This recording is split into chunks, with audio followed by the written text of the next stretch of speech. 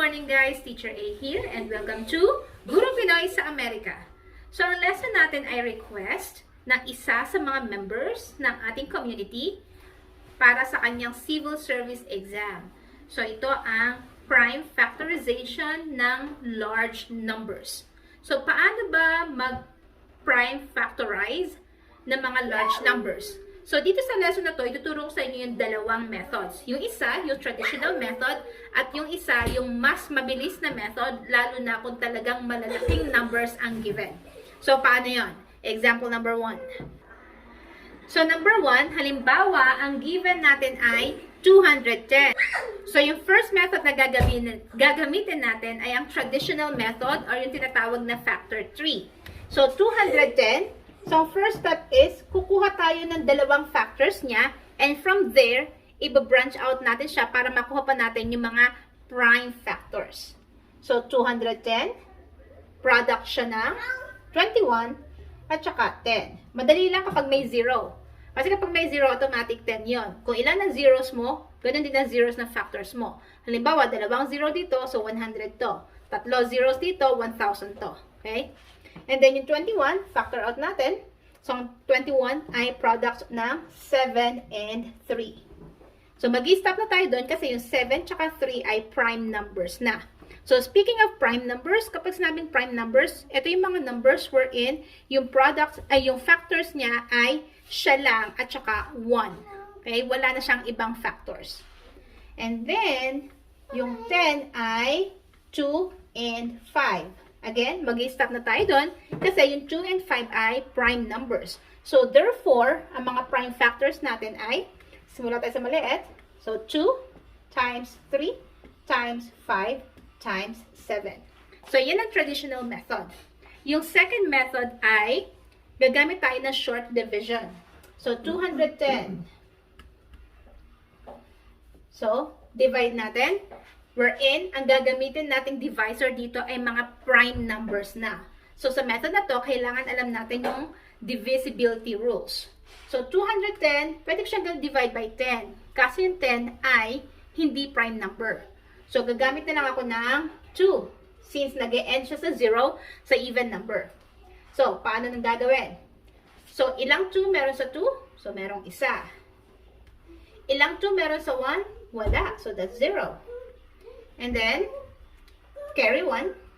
Yung 1 na yun, magiging carry over natin siya. So, 10 divided by 2, merong 5. Tuloy-tuloy lang natin. 105. Anong prime number? Divisible to? Pwede siya sa 3, pwede siya sa 5. So, gamitan natin siya ng 5. So, 10 divided by 5, merong 2. 5 divided by 5, merong 1. And then, ang 21 ay product ng 7 tsaka 3. So, 21 divided by 7 ay 3. Ang 3 ay product ng 3 tsaka 1. Kapag 1 na sa dulo, ibig sabihin, doon na tayo magtatapos. So, therefore, ang prime factors ng 210 ay, start tayo sa maliit, 2 times, followed by 3 times 5 times 7. Okay? So, sa ngayon, madaling gamitin tong factor 3 kasi maliit lang yung numbers. Paano kung malaking number na talaga? So, yun yung ating second or last example natin. Okay, second example natin, 76,230. So, gamitan natin siya ng first method, yung traditional method, yung ating factor 3. So, we have 76,230. Hanap tayo ng dalawang factors niya. So, since nag-e-end na naman siya sa 0, that means ang 10 ay isa sa mga factors. And then, yung kabila ay yung remaining numbers. Yung 7, 6, 2, 3. Yan.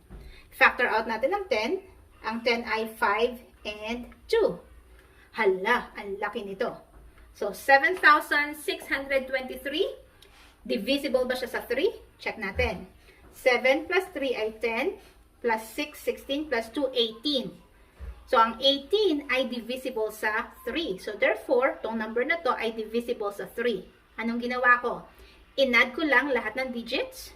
Since ang sum or yung total ay 18 at ang 18 ay pwedeng i-divide sa 3, therefore, tong number na to ay pwedeng i-divide sa 3. So, 3 yung isang number. Anong gagawin ko dito? So, divide natin using yung long division. Divided by 3. So, 7 divided by 3 ay 2 kasi 6 yun. Subtract natin. 16. 16 divided by 3 ay 4. Ay, 5, sorry. Ano ba yan? 5. 15. 1. Bring down 2. That's 4. 4 times 3 ay 12. And then bring down 3. That's 1.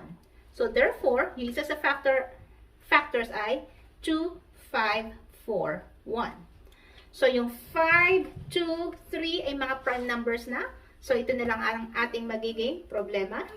So, 2, 5, 4, 1. Saan siya divisible? I-check ulit natin kung divisible siya sa 3. So, 2 plus 5 ay 7. 7 plus 4, 11. Plus 1 ay 12. Ang 12 ay pwedeng i-divide sa 3. Therefore, tong number na to ay pwede rin i-divide sa 3. So, divide natin. Wala na akong space. So, 2, 5, 4, 1 divided by 3. So, 25 by 3 ay 8. That's 24. 25 minus 24 ay 1. Bring down 4. 14 by 3 is 4. That's 12. 4 minus 2 ay 2. Bring down 1, 7. So, therefore, yung isa sa mga factors ay 847. So, factor out natin yung 847. Ang 847 by pwede sa 3. Check natin. 8 plus 4 ay 12. Plus 7 ay 19. Ang 19 ay hindi factorable or hindi siya divisible by 3. So, therefore, hindi siya pwede sa 2 kasi hindi siya even number. Hindi pwede sa 3.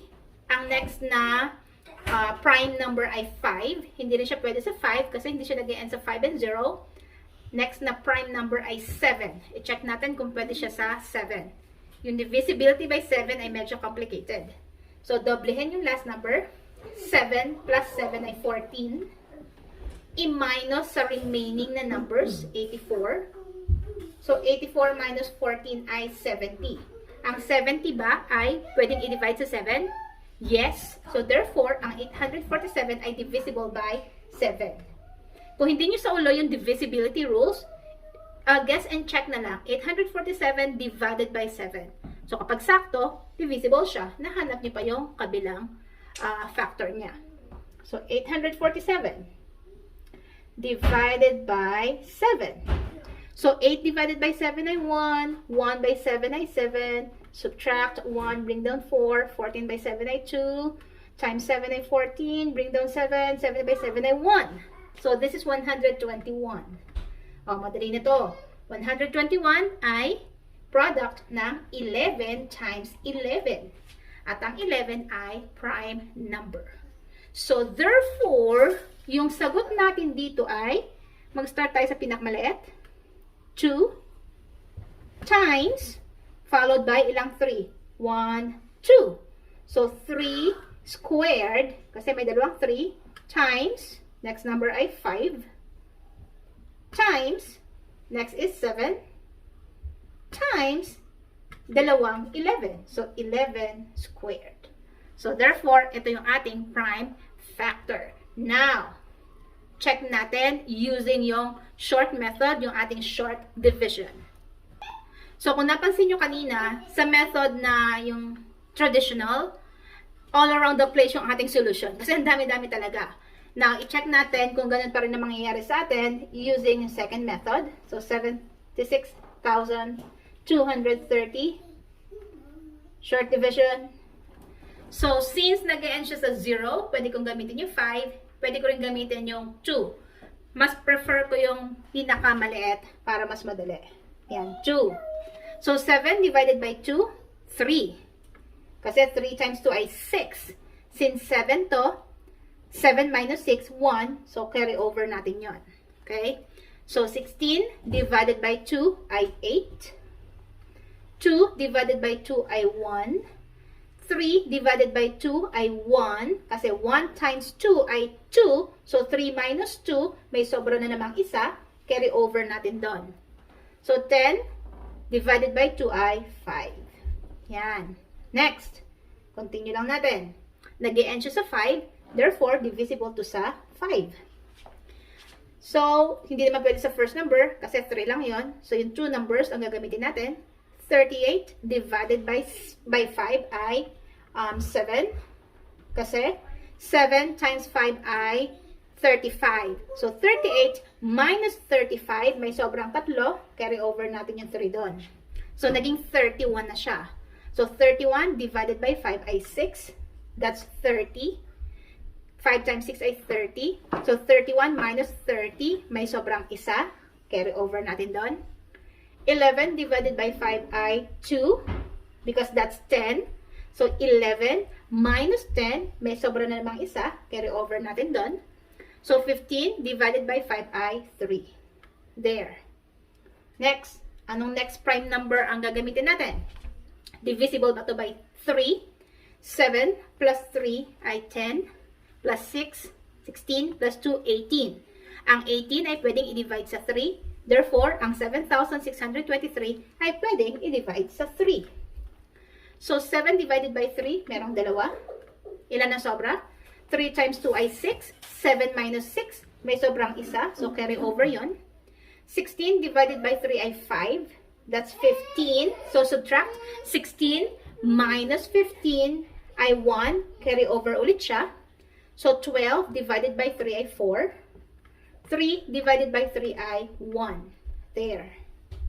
Now, 2, 5, 4, 1. Divisible ba siya sa 3? Check natin. 1 plus 4 is 5, plus 5 ay 10, plus 2 ay 12. Ang 12 pwedeng i-divide sa 3. Itong number na to, pwede rin i-divide sa 3. There. So, 25 by 3 ay 8. Because that's 24. So, 25 minus 24, may sobrang 1. Carry over yon. So, 14 divided by 3 ay 4. That's 12. So, 14 minus 12 ay 2. May sobrang 2. Carry over yon. So, 21 divided by 3 ay 7. Now, tuloy-tuloy lang natin. 8, 4, 7, hindi siya divisible by 2. Divisible by 3. 7 plus 4 ay 11, plus 8 ay 19. And 19 is not divisible by 3. So, 7. Check natin sa 7. 8 divided by 7. Sorry for that. Maingay ang mga bata. So, commercial lang yun. So, 8 divided by 7 ay 1. 7 times 1 ay 7. 8 minus 7, may sobrang 1. 14 divided by 7 ay 2. Sakto yon. 7 divided by 7 ay 1. Sakto din. So, 121. Next, alam natin na ang 121 ay 11 times 11. So, 11. 11. Ang 11 ay divisible by 11. Natira ay 1. 1 na yon. So, mag-i-stop na tayo. Now, double check natin kung ito rin na magiging sagot. So, ang lowest number ay 2. Times, ang next number ay 3, dalawa. So, that's 3 squared. Times, meron tayong isang 5. Times, meron tayong isang 7. At, dalawang 11. There. So, pareho ba sila? Yung solution natin kanina using the traditional method at yung solution natin ngayon using the short division. Yes, pareho sila. So, ganito lang ang pagkuha ng prime factors ng large numbers. So, again, it's all up to you kung anong method yung mas prefer nyo. Okay? So, that's it for today. Kung natuto kayo sa ating video, makatulong sana sa inyong civil service exam. Kung natuto kayo, kindly give me a like para i-share ito ng YouTube sa iba.